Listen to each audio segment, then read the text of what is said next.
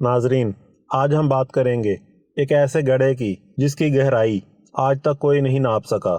उसके बाद मिलिट्री ने इस पे कब्जा कर लिया और उसके बाद फिर इसकी कोई इतला नहीं मिली कि इस गड्ढे का क्या बना।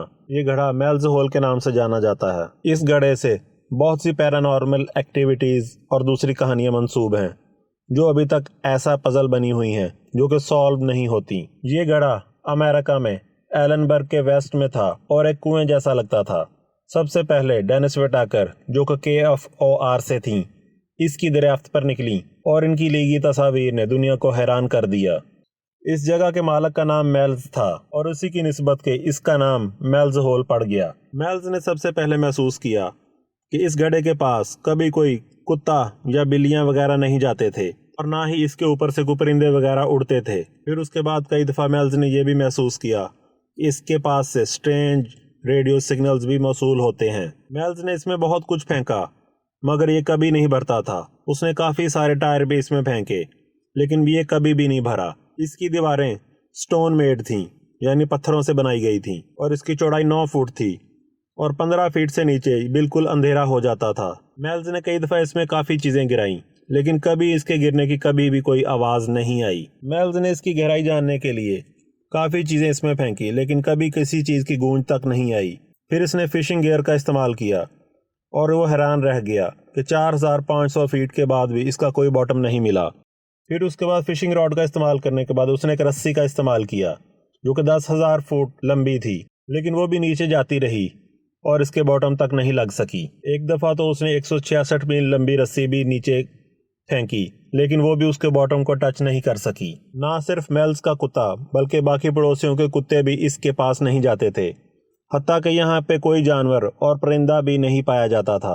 एक दफ़ा उसके पड़ोसी ने तो हैरान कर देने वाली कहानी सुनाई। उसके पड़ोसी का कुत्ता एक दफ़ा मर गया और उसने उसकी लाश इस गड्ढे में फेंक दी मगर अगले ही दिन उसी का कुत्ता जंगल में मिला लेकिन वो कुत्ता उसे देख के भाग गया। सुनने में ये बहुत अजीब लगता है लेकिन इस तरह के बहुत से वाकयात इस गड्ढे से मंसूब हैं।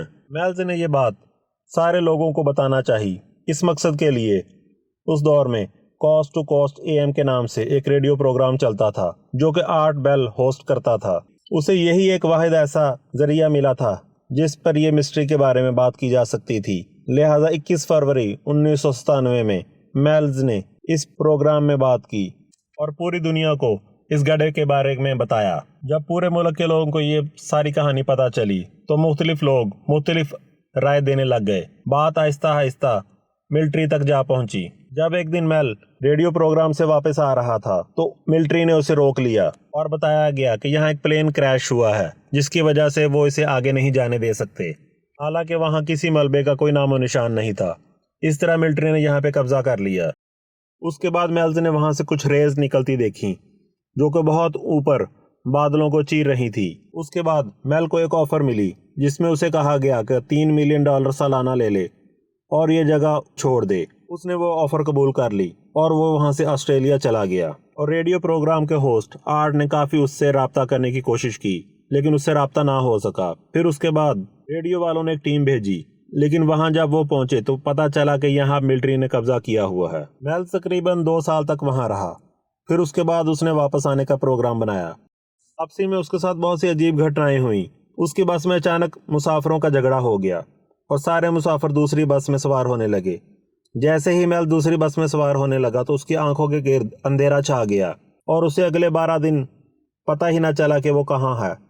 जब उसको होश आया तो उसे पता चला कि वो सैन फ्रांसिस्को में है।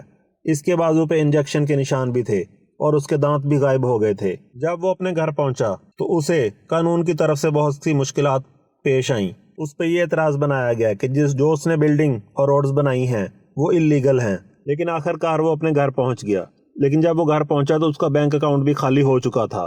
फिर उसने घर पहुंच के दोबारा रेडियो प्रोग्राम से रब्ता किया और उन्हें ये सारी बातें बताईं और उन्हें यह भी बताया कि सैटेलाइट से ली गई तस्वीर जब देखी गई तो वहाँ ब्लैक स्क्वायर ही नज़र आता है, उसकी ज़मीन नज़र ही नहीं आती। और बात सिर्फ इस गड्ढे पर ही ख़त्म नहीं होती। जब मेल की ये कहानी बहुत मशहूर हो गई तो एक नेटिव कबीला जो कि निवाडा से था उन्होंने इससे रब्ता किया और उसे बताया कि उनके पास भी एक ऐसा ही गड्ढा है जिसे वो बहुत मुतबरक मानते हैं।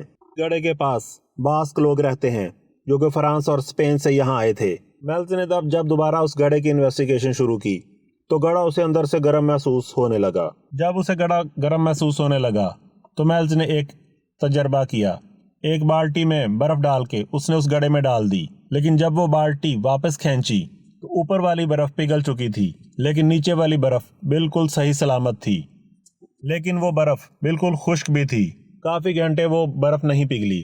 پھر میلز نے اسے آگ لگائی، لیکن وہ آگ کافی مہینوں تک جلتی رہی، اور جس جگہ پہ وہ آگ جلتی رہی وہاں پہ ایک اور گڑھا پیدا ہونا شروع ہو گیا۔ انہوں نے اسے گڑھے کو وہیں چھوڑ دیا۔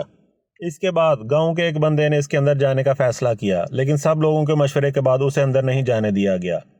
لیکن اس کے بعد فیصلہ کیا گیا کہ ایک بھیڑ کو اس کے اندر ڈالا جائے۔ انہوں نے ایک باکس کے اندر بھیڑ کو ڈال کے رسی کے ساتھ لٹکا کے اس گڑھے کے اندر ڈال دی۔ 1000 فیٹ نیچے جانے کے بعد جب اس باکس کو واپس کھینچا گیا تو باکس بالکل صحیح سلامت تھا، لیکن اندر بھیڑ مر چکی تھی۔ جب اس کے مرنے کی وجہ معلوم کی گئی، اس کا سارا گوشت کاٹا گیا تو اس کا گوشت اندر سے پکا ہوا تھا، اور اس کے لیور میں ایک ٹیومر تھا جو کہ سارے بدن میں پھیل چکا تھا۔ جب اس ٹیومر کو کاٹا گیا تو اس میں سے ایک بیبی سیل نکلی جو کہ ٹیومر کے ساتھ ایسے منسلک تھی جیسے بچہ ماں کے ساتھ منسلک ہوتا ہے۔ جب اس بیبی سیل کو الگ کیا گیا تو اس کی آنکھیں بالکل انسانوں جیسی تھی، تو وہ ٹیبل پہ حرکت کرنے لگ گیا۔ میلز نے سوچا کہ شاید یہ واپس جانا چاہتا ہے، اس لیے اس نے اس کو تجربے کے لیے اس گڑھے کے پاس رکھ دیا اور اس نے خود ہی اس میں چھلانگ لگا دی۔ اس واقعے کے بعد میلز کو گلے کا کینسر بھی تھا، لیکن اس واقعے کے بعد اچانک سے اس کا کینسر ٹھیک ہو گیا۔ میلز نے جب یہ بات اس قبیلے کے لوگوں کو بتائی تو انہوں نے بتایا کہ یہ ایک فرینڈلی اسپرٹ تھی جس نے اس کے گلے کا کینسر بھی ٹھیک کر دیا، اور اس واقعے کے بعد وہاں سے پرندے بھی آرام سے گزرنے لگے اور کتے بھی وہاں آرام سے گزر جاتے تھے۔ اس قبیلے کے لوگوں نے میلز کو یہ بھی بتایا کہ جو دوسرا گڑھا برف کے جلنے کی وجہ سے پیدا ہوا ہے، وہ برف بھی کسی غلط ہاتھوں میں نہ جانے پائے، کیونکہ وہ برف اپنے اندر بہت بڑی طاقت رکھتی تھی۔ لیکن اس سب کے بعد اچانک سے میلز دوبارہ غائب ہو گیا۔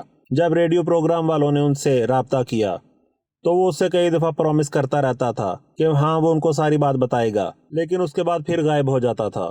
اس کے بعد 5 سال تک میلز کا کچھ پتہ نہیں چلا، لیکن 5 سال بعد جب دوبارہ رابطہ ہوا تو میلز نے ان سے یہ وعدہ بھی کیا کہ میں ان کو ساری تصویریں بھی لا کے دوں گا، لیکن میلز نے بعد میں کوئی تصویر بھی نہیں دی۔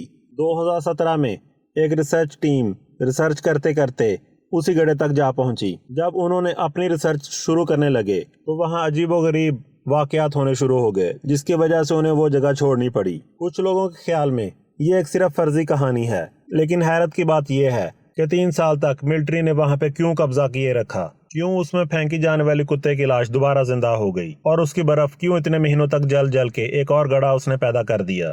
آپ کو یہ کہانی لگتی ہے یا حقیقت؟ اپنی رائے سے ضرور آگاہ کیجیے گا۔